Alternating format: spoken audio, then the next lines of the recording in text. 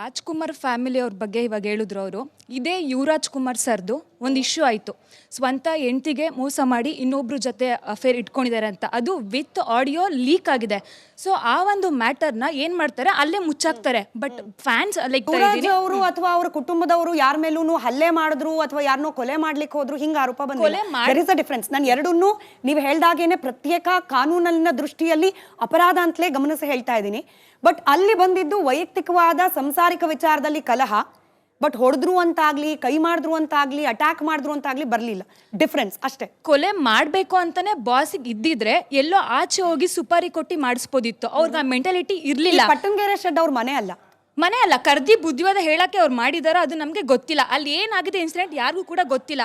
ಬರೀ like channel ಅಲ್ಲಿ ಅಂತೆ ಕಂತೆ ಅಂತ ಮಾತ್ರ ಹೇಳ್ತಾರೆ. ಯಾರು ಸುಪ್ರೀಂ ಕೋರ್ಟ್ ಲೆವೆಲ್ ದಾಟ್ಬಿಟ್ಟಿದೆ ಇದು. ಸುಪ್ರೀಂ ಕೋರ್ಟ್ ಆಗ್ಲಿ ಹೈಕೋರ್ಟ್ ಆಗ್ಲಿ ನಾವ್ ಯಾರು ಆಪೋಸಿಟ್ ಆಗಿ ನಾವು ಮಾತಾಡಲ್ಲ. ನಾವು ಅದಕ್ಕೆ ಬದ್ಧವಾಗಿರ್ತೀವಿ, ನ್ಯಾಯ ಏನ್ ಕೊಡ್ತಾರೆ ಅಂತ. ನೀವು ಮಾತಾಡಲ್ಲ, ಅಪ್ರಿಶಿಯೇಟೆಡ್. ಬಟ್ ಒಂದು ಫೋಟೋ ವೈರಲ್ ಆಗುತ್ತೆ. 5 ಜನ ಲಾಯರ್ಗಳು, ಅಡ್ವೊಕೇಟ್ಗಳು ಯಾರು ಸುಪ್ರೀಂ ಕೋರ್ಟ್ನಲ್ಲಿ ದರ್ಶನ್ ಅವರ ವಿರುದ್ಧವಾಗಿ ಸರ್ಕಾರದ ಪರವಾಗಿ ಆರ್ಗ್ಯೂ ಮಾಡಿದ್ರು, ಇದಕ್ಕೆ ಯಾರಾದರೂ ಉತ್ತರ ಕೊಡ್ಬೋದು. ಆ ಲಾಯರ್ಗಳ ಫೋಟೋ ಕೆಳಗಡೆ ಬರ್ತಿರುವ ಅಶ್ಲೀಲ ಪದಗಳು, ಅದನ್ನ ನಾನು ಆನಿಯರ್ಲಿ ಹೇಳಲಿಕ್ಕೆ ಸಾಧ್ಯ ಇಲ್ಲ. ಅಂಥ ಕಾಮೆಂಟ್ಗಳು ಕೂಡ ದರ್ಶನ್ ಅವರ DP ಇರುವ ಪ್ರೊಫೈಲ್ನಲ್ಲಿ ಡಿ ಬಾಸ್ ಫ್ಯಾನ್ಸ್ ಅಂತ ಇರುವ ಪೇಜಸ್ಗಳಲ್ಲಿ ಬರ್ತಾ ಇದ್ರೆ, ಅಂದ್ರೆ ಇಲ್ಲಿ ಅಡ್ವೊಕೇಟ್ಗಳಿಗೂ ನಾವು ಮರ್ಯಾದೆ ಕೊಡಲ್ಲ, ಸುಪ್ರೀಂ ಕೋರ್ಟ್ಗೂ ನಾವು ಮರ್ಯಾದೆ ಕೊಡಲ್ಲ. ಬಾಸ್ ಈಸ್ ಬಾಸ್, ಬೇರೆ ಯಾರು ನಮಗೆ ಬೇಕಾಗಿಲ್ಲ. ಈ ಲೆವೆಲ್ ಆಟಿಟ್ಯೂಡ್. ಮೇಡಮ್, ಈಗ ಬಾಸ್ದು ಹಾಕಿದ ತಕ್ಷಣ ಫೋಟೋ ಅದು ಯಾರು ಬೇಕಾದ್ರೂ ಹಾಕೋಬಹುದು. ಇವಾಗ ಏನು ಅಭಿಮಾನಿಗಳು ಹಾಕಿದಾರೆ ಅಂತ ಅನ್ನೋದಲ್ಲ, ಯಾರು ಬೇಕಾದ್ರೂ ಹಾಕೋಬಹುದು. ನೀವು ಹಾಕ್ಬೋದು, ನಾವು ಹಾಕ್ಬೋದು. ಈಗ ಮಾಡಿದ ತಕ್ಷಣ ಕಮೆಂಟ್ ಯಾರು ಕೆಟ್ಟದಾಗ ಕಮೆಂಟ್ ಆಗಿದ್ದಾರೆ ಅಂದ ತಕ್ಷಣ ಅದು ಡಿ ಬಾಸ್ ಫ್ಯಾನ್ಸ್ ಆಗಿದ್ದಾರೆ ಅನ್ನೋದು ತಪ್ಪು. ಹೆಂಗ್ ಕಂಡಿಡಿದೆಯಪ್ಪ ಇವ್ರು ದರ್ಶನ್ ಅವರ ಅಭಿಮಾನಿಗಳು, ಇವರಲ್ಲ ಹೆಂಗ್ ಕಂಡಿಡಿದ? ಮೇಡಮ್, ಇವಾಗ ನಾವೆಲ್ಲ ಅಭಿಮಾನಿಗಳೇ. ನಾವ್ಯಾಕೆ ಕಮೆಂಟ್ಸ್ಗಳು ಹಾಕಲ್ಲ? ಯಾಕಂದ್ರೆ ನಾವು ಎಲ್ಲ ನೋಡ್ತೀವಿ. ಈಗ ಅವ್ರ ಅಭಿಮಾನಿ ಆಗಿದ ತಕ್ಷಣ ಹೋಗ್ಬಿಟ್ಟು ನಾವು ಕೆಟ್ಟದಾಗೆಲ್ಲ ಮಾಡಕ್ ಹೋಗಲ್ಲ. ಯಾರು ಬೇಕಂತಾನೆ ಮಾಡ್ಬೋದು. ಹಂಗಾದ್ರೆ ಕೆಟ್ಟದಾಗ ಕಾಮೆಂಟ್ ಮಾಡ್ತಿರುವವರು ಯಾರು? ಈಗ ಟ್ರೋಲ್ ಪೇಜಸ್ ಇದೆ. ಓಕೆ, ಟ್ರೋಲ್ ಪೇಜಸ್ ಇದೆ. ಕೆಟ್ಟದಾಗೆ ಇದು ಮಾಡ್ತಾರೆ ಟ್ರೋಲು. ಈಗ ಅವ್ರು ಯಾರಂತ ಕಂಡಿಡಿತೀರಾ? ಈಗ ನನ್ನ ಫೋಟೋನ ಹಾಕೊಂಡು ಟ್ರೋಲ್ ಮಾಡ್ಬೋದು DPಲಿ. ಈಗ ನಾನೇ ಮಾಡಿದ್ದೀನಿ ಅಂತ ಅಲ್ಲಿ ಇದು ಮಾಡೋಕ್ಕಾಗುತ್ತಾ? ಅದೇ ತರ ಅವ್ರದ್ದು ಫೋಟೋ ಹಾಕೊಂಡು ಮಾಡಿರೋದು ಅದಲ್ಲ. ಅವ್ರು ದರ್ಶನ್ ಅವ್ರ ಅಭಿಮಾನಿಗಳಲ್ಲದೆ ಹೋದ್ರೆ ಅವ್ರು ಯಾಕೆ ದರ್ಶನ್ ಫೋಟೋ ಹಾಕೊಳ್ತಾರೆ? ಏನಕ್ಕೆ ಮಾಡ್ತಾರೆ? ಅವ್ರ ಮೇಲೆ ಇರೋ ಕೋಪಕ್ಕೆ, ಅವ್ರ ಮೇಲೆ ಇರೋ ಇದಕ್ಕೆ ಇರ್ತಾರೆ ಅಷ್ಟೇ ಮೇಡಮ್. ಇವಾಗ ಏನಂದ್ರೆ, ಇವಾಗ ನಮ್ಮ ಬಾಸ್ ಕಂಡ್ರೆ ಆಲ್ಮೋಸ್ಟ್ ಯಾರಿಗೂ ಆಗಲ್ಲ ಮೇಡಮ್. ಯಾರಿಗಾಗುತ್ತೆ? ಒಳ್ಳೆತನ ಕಂಡ್ರೆ ಯಾರಿಗಾಗುತ್ತೆ? ಯಾರಿಗೂ ಆಗಲ್ಲ. ಆ ರೀತಿ ಇವಾಗ ಬೇರೆಯವರೇನೆ ಇವಾಗ ಅವ್ರಿಗೆ ಆಗದೆ ಇರೋರು ಫೋಟೋ ಹಾಕೊಂಡು ಮಾಡಿರ್ಬೋದು. ಅದಕ್ಕೆ ಅವ್ರನ್ನ ಕಣ್ಣಿಡಿಯಕ್ಕೆ ಅಂತಲೇ ಸೈಗೋ ಕ್ರೈಮ್ ಇದೆ, ಎಲ್ಲ ಇದೆ, ಮತ್ತೊಂದಿದೆ. ಅವ್ರು ಹಿಡಿತಾರೆ ಮೇಡಮ್ ಅಷ್ಟೇ. ದರ್ಶನ್ ಅವರ ಅಫಿಷಿಯಲ್ ಫ್ಯಾನ್ ಪೇಜ್ ಒಂದೇ ಒಂದು ಪೋಸ್ಟ್ ಅನ್ನ ಮಾಡಿದ್ ಬಿಟ್ರೆ, ಅಂದ್ರೆ ದರ್ಶನ್ ಅವರ ಅಭಿಮಾನಿಗಳ ಸಂಘ ಯಾವ್ದು ಅಫಿಷಿಯಲ್ ಇದೆ, ನಾವಲ್ಲ ಅವರು ಅನ್ನೋದನ್ನ ಒಂದೇ ಒಂದು ಪೋಸ್ಟ್ ಮಾಡಿದನ್ನ ಬಿಟ್ರೆ, ದರ್ಶನ್ ಅವರ ಆಕ್ಚುಯಲ್ ಅಭಿಮಾನಿಗಳಾಗ್ಲಿ ದರ್ಶನ್ ಅವರಾಗ್ಲಿ ಎಲ್ಲೂ ಕ್ಲಾರಿಫಿಕೇಶನ್ ಕೊಡ್ಲೇ ಇಲ್ಲ. ಹಿಂಗೆಲ್ಲ ಕೆಟ್ಟದಾಗ ಮಾತಾಡಬೇಡಿ, ಸೋಷಿಯಲ್ ಮೀಡಿಯಾದಲ್ಲಿ ಕಮೆಂಟ್ ಮಾಡಬೇಡಿ ಅಂತ ಹೇಳಿ ತಪ್ಪಲ್ವಾ? ದರ್ಶನ್ ಅವ್ರಿಗೆ ಆಕ್ಚುಲಿ ಫಸ್ಟ್ ಟೈಮ್ ಆಚೆ ಕಳಿಸ್ಬೇಕಾದ್ರೆ ಕೋರ್ಟಿಂದ ಇದು ಬಂದಿತ್ತು, ಆಚೆ ಎಲ್ಲೂ ಕೂಡ ನೀವು ಕಾಣಿಸ್ಕೋಬಾರ್ದು, ಮಾತಾಡಬಾರ್ದು ಅಂತ. ಆ ಕಾರಣದಿಂದ ಮೇ ಬಿ ಬಾಸ್ ಹೇಳ್ದೆ ಇರ್ಬೋದು ಫ್ಯಾನ್ಸ್ಗೆ. ಇನ್ನೂ ಒಂದು ಹೆಂಗ್ ಗೊತ್ತಾಗುತ್ತೆ ಡಿ ಬಾಸ್ ಅಭಿಮಾನಿನೇ ಮೆಸೇಜ್ ಮಾಡೋರೆ ಅಂತ? ಎಕ್ಸಾಂಪಲ್ ಹೇಳ್ತೀನಿ, ಕೇಳಿಸ್ಕೊಳ್ಳಿ. ರಮ್ಯಾ ಅವರು ಕಂಪ್ಲೇಂಟ್ ಕೊಟ್ರು. ಅದರಲ್ಲಿ 4 ಜನ ವ್ಯಕ್ತಿ ಪುನರಾಜ್ ಕುಮಾರ್ ಫ್ಯಾನ್ಸ್, ಸುದೀಪ್ ಫ್ಯಾನ್ಸ್. ಅದು ಪ್ರೂವ್ ಆಗಿದೆ. ಟಿವಿ ಚಾನಲ್ ನಮ್ಮ ಚಾನಲ್ ಅಂತೂ ಬಂದಿಲ್ಲ. ನಾವೇ ನೋಡಿದೀವಿ. ಯಾವ ಚಾನಲ್ ಹೇಳ್ಬಿಡಿ ಮೇಡಮ್ ಹೆಸರು?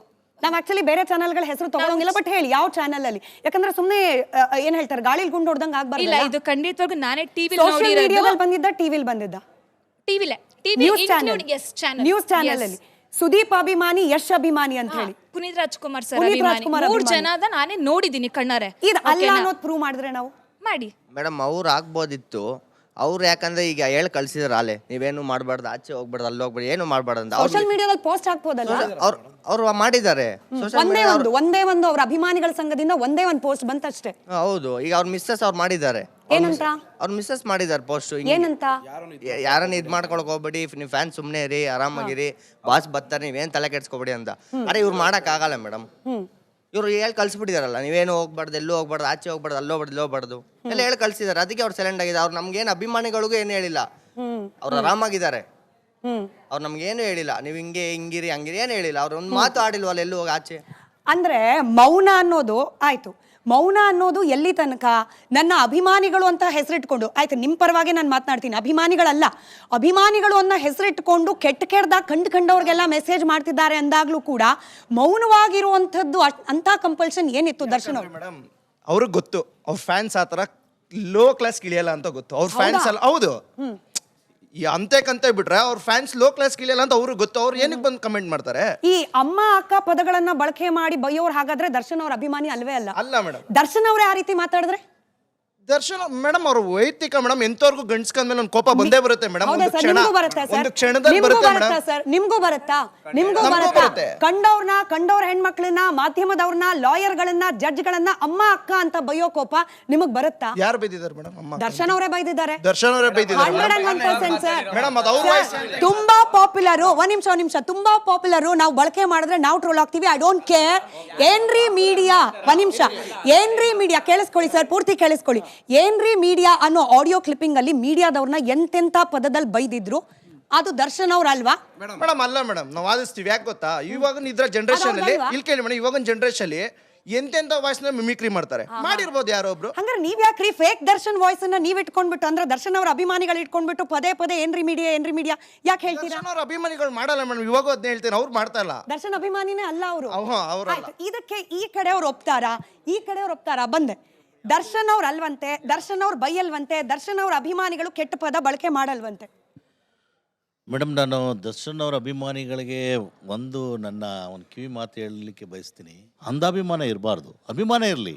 ಖಂಡಿತವಾಗ್ಲೂ ಒಬ್ಬ ಮಹಿಳೆಯರ ಬಗ್ಗೆ ಕೆಟ್ಟದಾಗಿ ಮಾತಾಡುವಂಥದ್ದು, ಆಮೇಲೆ ಯಾವುದೋ ಒಂದು ಕಮೆಂಟ್ಸ್ಗೆ ಒಂದು ಮರ್ಡರ್ ಮಾಡುವಂಥದ್ದು, ಇದೆಲ್ಲ ಕೂಡ ಯಾರೂ ಕೂಡ ಸಹಿಸುವಂಥದ್ದಲ್ಲ. ಕಾನೂನು ಎಲ್ರಿಗೂ ಕೂಡ ದೊಡ್ಡದು. ಕಾನೂನಿಗಿಂತ ಯಾರೂ ದೊಡ್ಡವರಲ್ಲ. ಕಾನೂನು ಏನು ಹೇಳ್ತದೆ, ತಪ್ಪು ಮಾಡಾಗಿದೆ, ಕಾನೂನು ಏನು ಹೇಳ್ತದೆ ಅದಕ್ಕೆಲ್ಲರೂ ಕೂಡ ತಲೆಬಾಗಬೇಕು. ಅಭಿಮಾನಿಗಳು ಈಗ ಹೇಳ್ದಂಗೆ, ನಮ್ಮ ಸ್ನೇಹಿತರು ಹೇಳ್ದಾಗೆ, ಕೆಲವರು ಅಭಿಮಾನಿಗಳೇ ಮಾತಾಡ್ತಾರೆ, ಕೆಲವರು ಅಭಿಮಾನಿಗಳ ಹೆಸರಿನಲ್ಲಿ ಬೇರೆಯವರು ಕೂಡ ಮಾಡ್ಬೋದು. ಇದಕ್ಕೆ ಅದನ್ನ ಕಂಟ್ರೋಲ್ ಮಾಡಬೇಕಾಗಿರೋ ರೆಸ್ಪಾನ್ಸಿಬಿಲಿಟಿ ಒಬ್ಬ ನಟ. ನಾನು ದರ್ಶನ್ ಅನ್ನೋದನ್ನ ಪಕ್ಕಕ್ಕಿಟ್ಟು ಕೇಳ್ತಿದ್ದೀನಿ ಸರ್. ಎಲ್ಲೋ ಒಂದ್ ಕಡೆ ನನ್ನ ಅಭಿಮಾನಿಗಳು ನನ್ನ ಹೆಸರಿಟ್ಕೊಂಡು, ಅಥವಾ ನನ್ನ ಅಭಿಮಾನಿಗಳು ಅಂತ ಹೆಸರಿಟ್ಕೊಂಡು ಈ ರೀತಿ ಕೆಟ್ಟದಾಗಿ ಬಿಹೇವ್ ಮಾಡ್ತಿದ್ದಾರೆ ಅಂದ್ರೆ ಅದನ್ನ ಕಂಟ್ರೋಲ್ ಮಾಡೋ ದಾಯಿತ್ವ, ಜವಾಬ್ದಾರಿ ಮಾಡಬೇಕಿತ್ತು. ನೀವು ಹೇಳಿದ್ರಲ್ಲ, ಈಗ ನಮ್ಮ ಸ್ನೇಹಿತರು ಹೇಳಿದ್ರು, ಅವ್ರು ಎಲ್ಲರೂ ಕೂಡ ಓಪನ್ ಆಗಿ ಬರ್ಲಿಕ್ಕಾಗಲಿಲ್ಲ, ಮಾತಾಡ್ಲಿಕ್ಕಾಗಲಿಲ್ಲ ಅಂತ. ಇಲ್ಲ, ಯಾಕೆ ಥಾಯ್ಲ್ಯಾಂಡ್ಗೆ ಹೋಗಿ ಮೋಜು ಮಸ್ತಿ ಎಲ್ಲವೂ ಕೂಡ ಮಾಡಿದ್ದಾರೆ.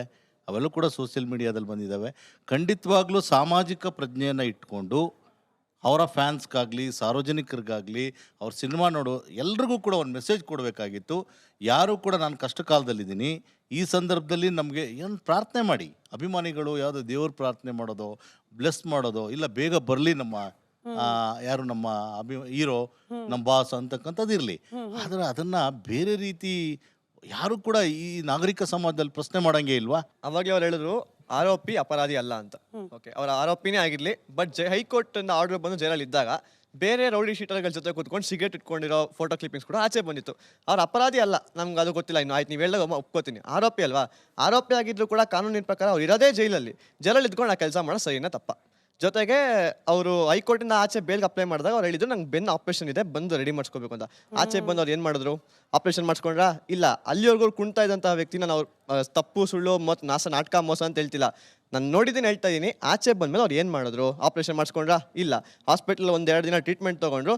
ಅದಾದ ನಂತರ ಥೈಲ್ಯಾಂಡ್ ಎಂಜಾಯ್ಮೆಂಟ್ ಮಾಡಿದ್ರು, ಮೋಜು ಮಸ್ತಿ ಮಾಡಿದ್ರು, ಎಲ್ಲ ಕಡೆ ಖುಷಿಯಾಗೇ ಇದ್ರಲ್ವಾ? ಈ ನಾವು ಅಭಿಮಾನಿಗಳು ಏನು ತೊಗೋಬೇಕು? ನಮ್ಮಂಥ youths Sangolli Rayanna film, Kurukshetra film, ಆ ಫಿಲಮ್ ನೋಡಿ ಅವ್ರ ಥರ ಆಗಬೇಕು ಅಂತ ಇನ್ಸ್ಪಿರೇಷನ್ ಇಟ್ಕೋಬೇಕು. ಅದೇ ವ್ಯಕ್ತಿ ಈ ಥರ ಮಾಡಿದ್ರೆ ಅದೇ ನಮ್ಮ ಫ್ಯಾನ್ಸ್ ಅಥವಾ ನಮ್ಮಂಥ ಯೂತ್ಸು ನಾವು ಏನು ಕಲಿಬೇಕು, ಏನು ನೋಡೋಲ್ಲ ಅಳವಡಿಸ್ಕೋಬೇಕು ನಾವು.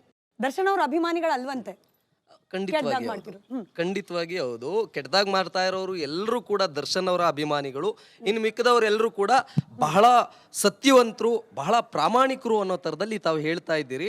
ದರ್ಶನ್ ಅವರ ಅಭಿಮಾನಿಗಳು ಮಾತ್ರ ಈ ಥರ ಮಾಡ್ತಾರೆ, ದರ್ಶನ್ ಅವರ ಅಭಿಮಾನಿಗಳು ಮಾತ್ರ ಕೆಟ್ಟದಾಗ ಬಿಂಬಿಸ್ತಾರೆ. ಹೆಣ್ಣು ಮಕ್ಕಳ ನಿಂದನೆಗಾಗಿ ಯಾರೇ ಮಾಡಿದ್ರು ಕೂಡ ತಪ್ಪು. ಅದನ್ನು ದರ್ಶನ್ ಅವ್ರ ಅಭಿಮಾನಿಗಳು, ದರ್ಶನ್ ಅವರಾದರೂ ಹೇಳ್ಕೊಂಡು ಕೊಟ್ಟಿರೋದು ಒಂದೇ, ನೋಡ್ರಪ್ಪ ಯಾರಿಗೂ ತಲೆ ಹೊಡಿಬೇಡ್ರಿ, ತಲೆ ಹಿಡಿಬೇಡ್ರಿ ಅಂತ ಅಂದ್ಬಿಟ್ಟು. ಸೊ ಅದೇ ಕೆಲಸನೇ ಮಾಡ್ತಾ ಇರೋದು ಅಭಿಮಾನಿಗಳು. ಯಾರ ತಲೆನೂ ಹೊಡಿತಾ ಇಲ್ಲ, ಯಾರ ತಲೆನೂ ಹಿಡಿತಾ ಇಲ್ಲ, ಮತ್ತೆ ಯಾವುದೇ ಹೆಣ್ಣಿಗೆ ನಿಂದನೆ ಮಾಡ್ತಾ ಇಲ್ಲ. ಇಲ್ಲಿ ಹೆಣ್ಣು ನಿಂದಕರು ಯಾರಿದ್ದಾರೆ ಅವ್ರಿಗೆ ಸರಿಯಾಗಿ ಆಗ್ತಾ ಇದೆ ಪಾಠ. ಇದಕ್ಕೆ ಆಲ್ ಓವರ್ ಇಂಡಿಯಾ ಬೇರೆ ಒಬ್ಬ ನಟನ ಅಭಿಮಾನಿಗಳ ಮೇಲೆ ಈ ರೀತಿ ಅಶ್ಲೀಲವಾಗಿ ಕಾಮೆಂಟ್ಗಳು ಮಾಡೋದು, ಅಶ್ಲೀಲವಾಗಿ ಬಿಹೇವ್ ಮಾಡುವಂತಹ ಆರೋಪ ಒಬ್ಬ ನಟ ಅಥವಾ ನಟಿ ಯಾರ ಮೇಲೆ ಬಂದಿದೆ? ದರ್ಶನ್ ಅವ್ರ ಮೇಲೆನೆ. ಯಾಕೆ ಬಿಟ್ಟು ದರ್ಶನ್ ಅವ್ರ ನೀವ್ ಮೇಲೆನೆ ಹೇಳಿದ್ರಲ್ಲ ಬರ್ತಾ ಇದೆ ಅಂತಂದ್ರೆ ಅದೇ ನಾನು ನೀವ್ ಹೇಳಿ, ಹೇಳಿದ್ನಲ್ಲ. ನಿಮ್ಮ ವೈಯಕ್ತಿಕ ಅನುಭವದಲ್ಲಿ ಬಂದ ಹಾಗೆ ಬೇರೆ ಯಾವ ನಟ ಅಥವಾ ನಟಿಯರ ಅಭಿಮಾನಿಗಳು ಹಿಂಗ್ ಬಿಹೇವ್ ಮಾಡಿದ್ರು ಒಂದು ಉದಾಹರಣೆ ಸಮೇತ. ಮೇಡಮ್ ಸುಮಾರು ಜನ ಇಲ್ಲಿ ಏನಾಗ್ತಾ ಇದೆ, ನಾನು ಹೇಳಿದ್ನಲ್ಲ ಮೋದಿ ಅವ್ರದ್ದು ಫೋಟೋ ಇಟ್ಕೊಂಡ್ಬಿಟ್ಟು ನಾನು ಹಾಕಿದ ತಕ್ಷಣ ನಾನು ಮೋದಿ ಅವರ ನಟ, ಫ್ಯಾನ್ಸ್ ನಟಿಯರು, ಅಲ್ಲ. ಫ್ಯಾನ್ಗಳು, ನೋಡಿ ನಾನೊಬ್ಬ ಅಭಿಮಾನಿಗಳು. ದರ್ಶನ್ ರವರ ಅಭಿಮಾನಿಯಾಗಿ ನಾನು ಏನ್ ಹೇಳಲಿಕ್ಕೆ ಇಷ್ಟಪಡ್ತೀನಿ ಅಂತಂದ್ರೆ, ಇಲ್ಲಿ ಅನಾಚಾರ ಅತ್ಯಾಚಾರಗಳು ಆಗಿ ಸಾಯ್ತಾ ಇದೆ. ದಿನದಿಂದ ದಿನಕ್ಕೆ ರೇಪ್ ಅಟೆಂಪ್ಟ್ ಇನ್ನೊಂದು ಮತ್ತೊಂದು ಮಗದೊಂದು 1000 ಆಗ್ತಾ ಇದೆ.